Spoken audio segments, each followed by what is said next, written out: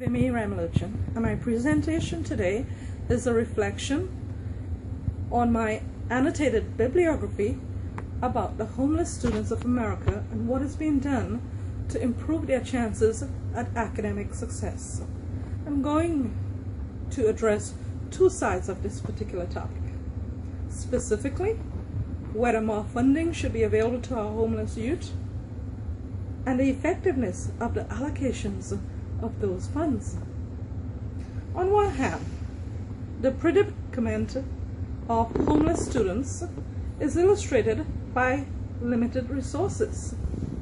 These circumstances of an entire demographic that is considered perpetual. On the other hand, if we were to have our government allocate just a slight contribution to the educational resources of these homeless students, their circumstances have a potential to change their future and to brighten their outlook in life. Today, we will discuss these two viewpoints and how each one is supported by my bibliography. I will specifically be supporting the side of providing the funding for homeless students. To start with, Helen Adams, Serving Homeless Children in the School Library, Part 2, focuses on the homeless students' lack of access to common facilities needed for basic schoolwork, like homework, extended library services, and so on. Adams presents the approach of providing limited access at extended hours, giving tutoring to homeless students who have missed out on environment that promotes homework and literacy for students. This would accomplish reducing and potentially eliminating obstacles of the homeless students' predicament that prevents them from achieving educational success. She provides support for this approach by displaying the success of the plan already implemented in a variety of areas throughout the United States, namely the Wisconsin School District. Furthermore, Barbara Duffield highlights the potential for further government involvement in her article, The Educational Rights of Homeless Children, Policies and Practices. She presents the government policies on homeless children of over a decade ago, and this poses the fact that these policies haven't been addressed or modified since well over 10 years ago to keep up with the growing population. So when our population grows exponentially, roads get built, expanded to keep up with the demand for infrastructure.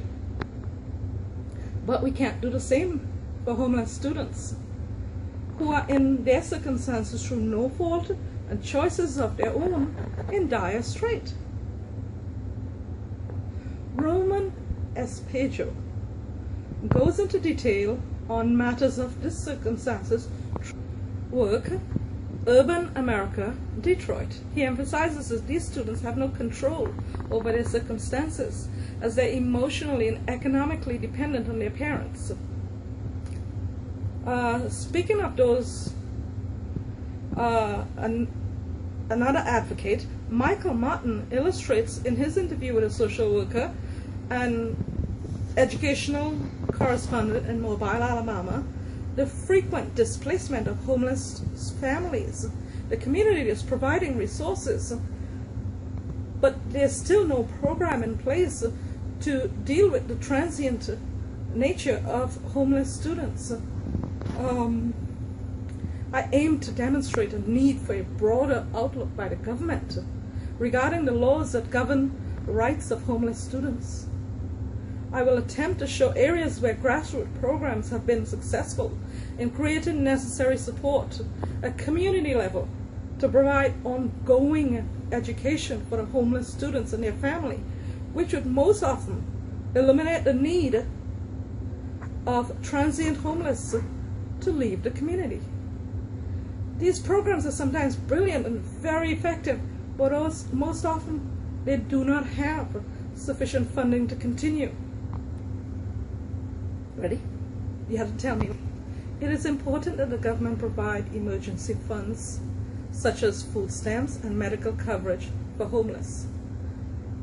But it is also important to note that we must provide a way to end the epidemic of homelessness in our students by giving them resources to step into a brighter future.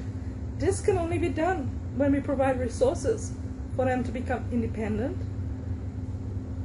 of their lack of education, their lack of resources. We need to do something to help them. Most communities have come up with ways to help them to succeed, but they are lacking in resources.